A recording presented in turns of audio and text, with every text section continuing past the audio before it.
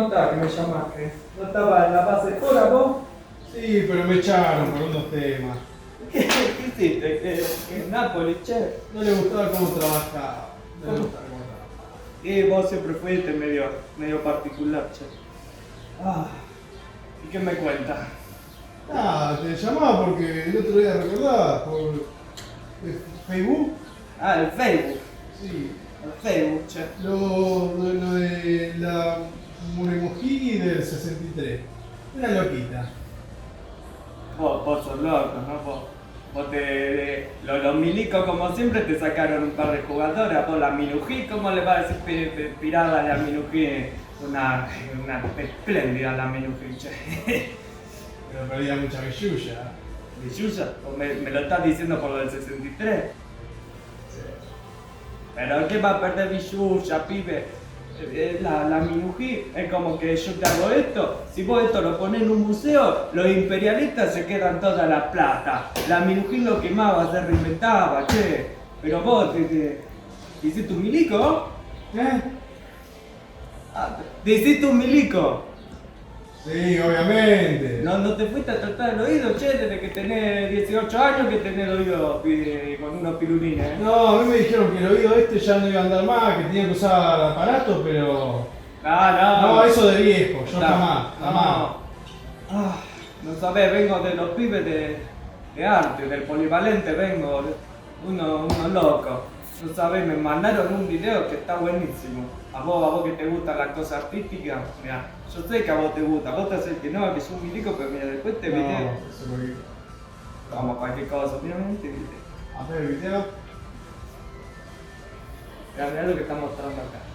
Esto que está mostrando, el Cristo, viste, que está en un avión de lo tuyo, de los milicos esos. Sí, ¿Eh? qué lindo tiempo.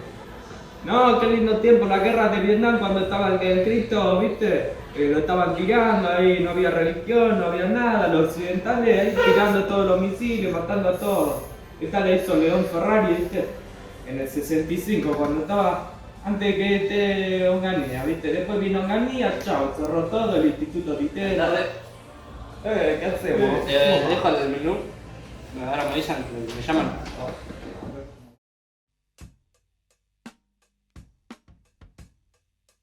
En la década de los 60 surge en Nueva York, en conjunto al hipismo, el arte pop, que buscaba criticar a la sociedad y al consumo. Esta corriente llegaría a Argentina, pero la crítica iría hacia los sectores conservadores. El Estado buscó internacionalizar el arte argentino promoviendo un arte de vanguardia.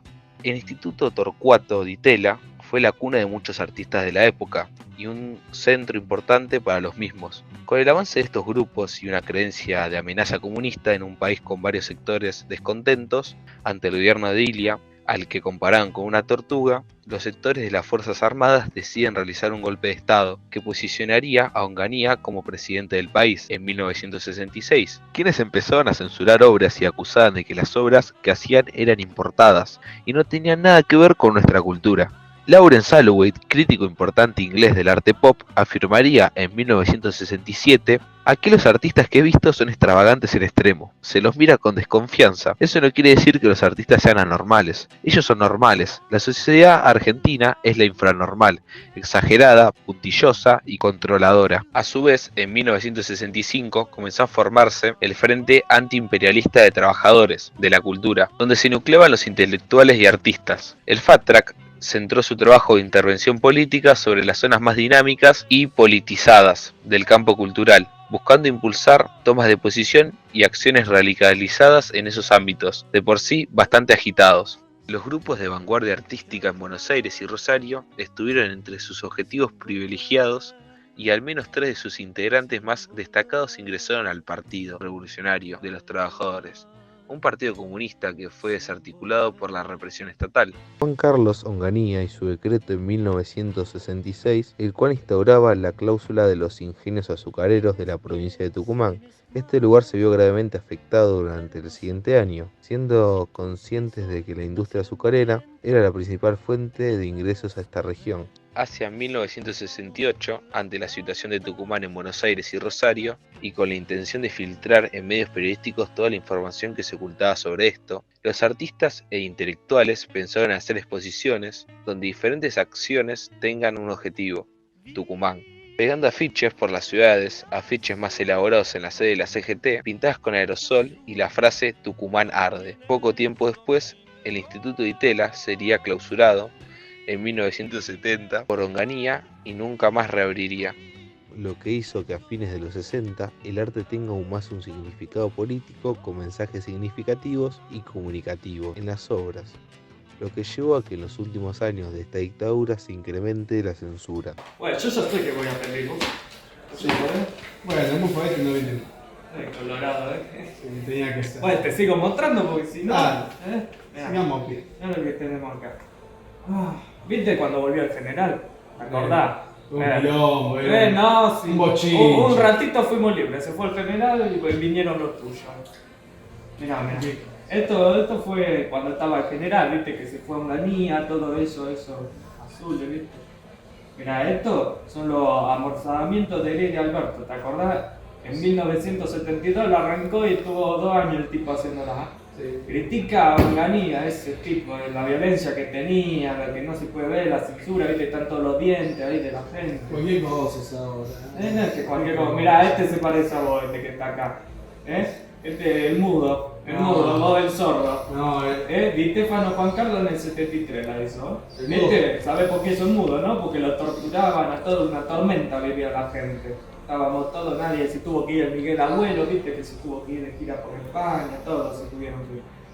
Es la asfixia, que uno no puede hablar, mirá, ¿te das cuenta? Mirá cómo está. Mirá todo, ¿te acordás de estos carteles que lo veíamos en la calle nosotros? sí, Boca para una morir. mentira era eso, era una mentira. No, una mentira, violencia era lo que elegía Romero, las manifestaciones que hacían contra todo. No puede ser. Y eso eran todos hippies, había que hacer cualquier. No puede ser. Pero mira, esta te va a gustar más vos. A ver. ¿Te acordás de esta? Esta te la Sí, sabés vos, ¿no? Sí. A ver, explícamela, a ver si te la sabes. Ese me hace acordar bastante a vos. ¿Por qué?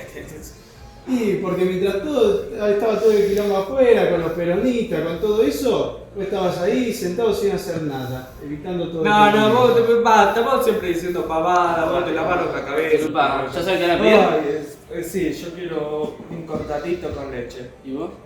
Yo quiero un café solo, sin nada. Ya está yo.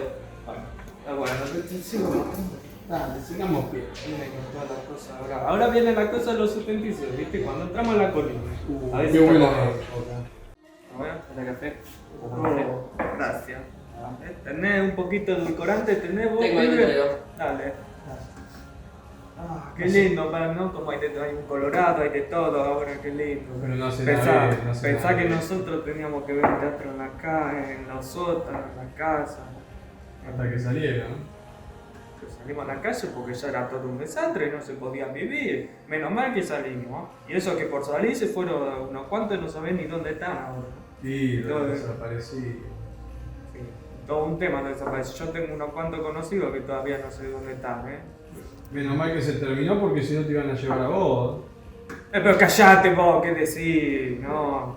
¿En qué me iban a llevar a mí si yo estaba ahí haciendo la colima como casi no vamos con chiste?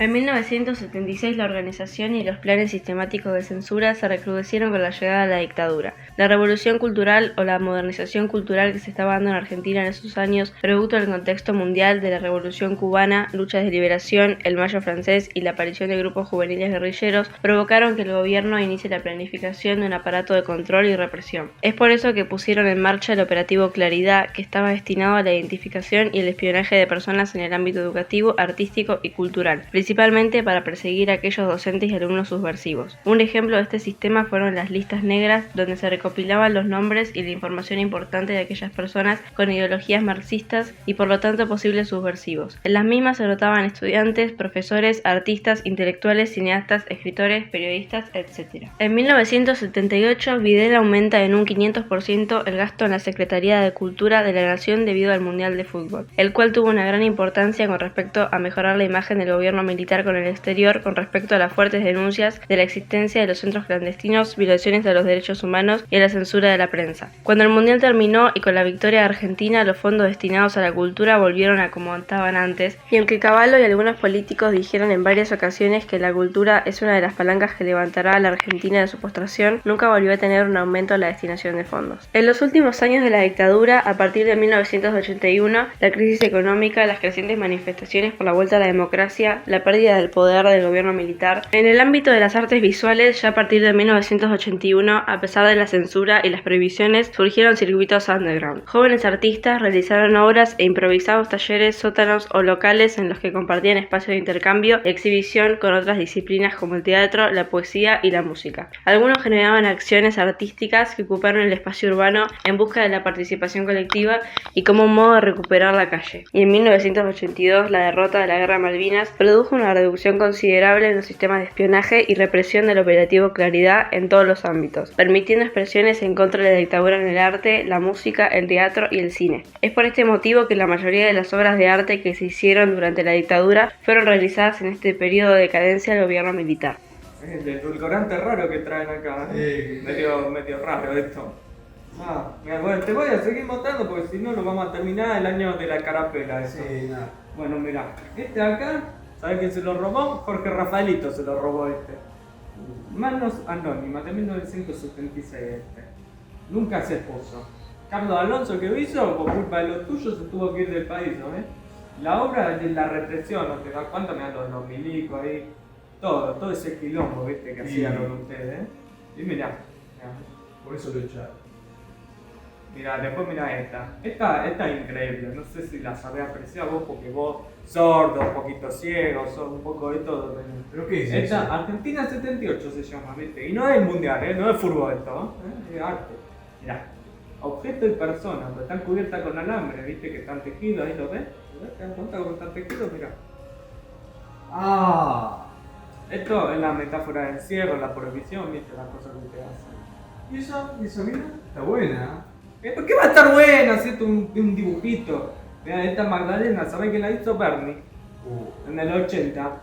En un pequeño y oscuro departamento, mirá cómo está, ¿ves? Está todo oscuro, está llorando porque desapareció su hombre. ¿No ves que está toda la ropa tirada, está toda ensangrentada, la cruz, no se podía confiar ni en Dios, ustedes eran el diablo, estaba el diablo. Mirá, y ahí hablando de los diablos, mira acá están todos los milicos en el 81, ahí se les empezaba a venir la podrida, por eso salían todos. Querían ahí pararse y no podían. Y después, los siluetazos, ¿te acordás?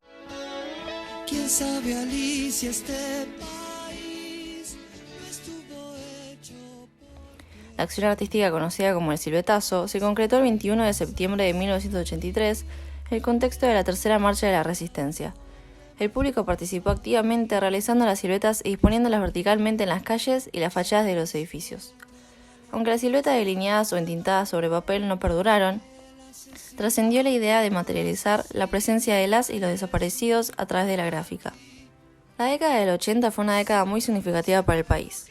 Por un lado, por el ya mencionado fin de la dictadura, y por el otro, gracias al avance de la tecnología, los artistas desarrollaron nuevas formas de arte. Dentro de las formas de pintura destacadas se encontraba el neopop, y aunque muestra una clara influencia del pop art al usar representaciones de la cultura popular y los medios masivos, traspasa los límites de esa corriente y utiliza nuevos e inesperados materiales para resignificar imágenes de diversos periodos de la historia visual de la humanidad.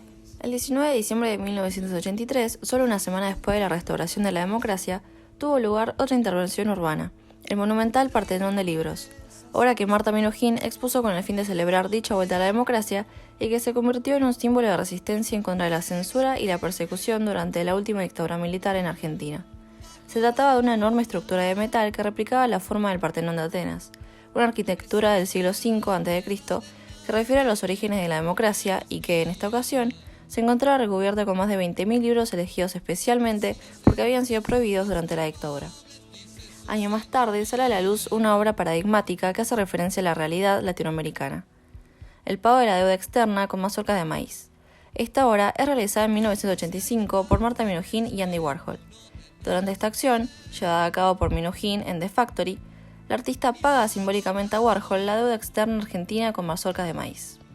La fotografía, que anteriormente se desarrollaba más en el ámbito del diseño gráfico, se integró al arte contemporáneo a finales de los 80. Y la Minujín, viste vos que la criticaba la loca la Minujín, el Partendón del libro, una obra excelente fue esa. Y después, bueno, el boom, volvió el boom. Los teatros que los mataban a los milicos, los teatros. Después la música, Charly García, viste, ese, que me pone al Elegant.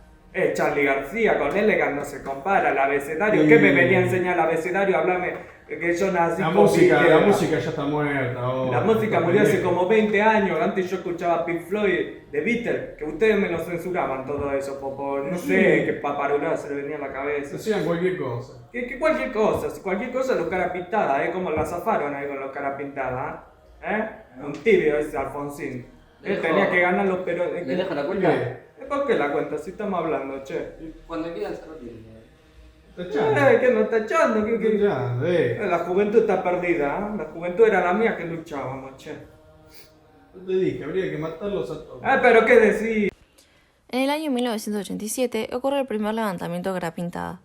Este comenzó el 16 de abril, donde los militares reclamaban mayor impunidad de lo obtenida hasta ese momento del gobierno de Raúl Alfonsín. Ya habían logrado que se redujeran las condenas a la culpa militar procesadas en el juicio a las juntas. También la promulgación de la Ley 23.492, de punto final, que establecía el fin de los juicios a todos aquellos que, a excepción de los responsables de secuestros de recién nacidos, no fueran llamados a declarar antes de los 60 días corridos a partir de la fecha de su promulgación. La avalancha de denuncias presentadas por sobrevivientes y familiares de los desaparecidos contra oficiales de alto mando provocó el primer levantamiento Cara Pintada en búsqueda de impunidad y en fin de los juicios. La crisis comenzó el 14 de abril de 1987 con este levantamiento militar que provocó una crisis política que puso en cuestión la primavera democrática. Finalmente, el domingo de Pascuas, Alfonsín se traslada a Campo de Mayo y pacta una mayor impunidad y pronuncia un discurso, en el que llamó héroes de Malvinas a los sublevados. Además, sostuvo, para evitar derramamientos de sangre, dio instrucciones a los mandos del ejército para que no se procediera la represión. Este antecedente facilitó la votación, en junio de ese año, de la Ley de Obediencia Debida, que garantizaba la impunidad de la mayoría de los militares. Más tarde, durante la hiperinflación de 1989, comenzó a erosionarse las ilusiones de que con la democracia se come, se cura y se educa. Alfonsín dejó el gobierno y Carlos Menem asumió anticipadamente.